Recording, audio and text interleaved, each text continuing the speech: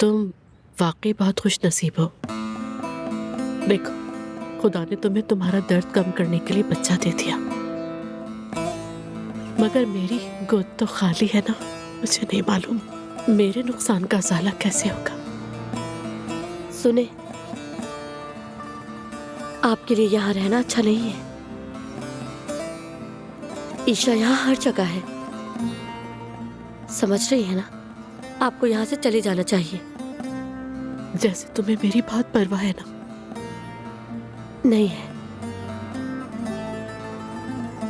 मुझे किसी की परवाह नहीं, मगर शायद मेरे दर्द ने मुझे तुम्हारा दुख देखने नहीं दिया। हालांकि इनका मवाजना मुमकिन ही नहीं।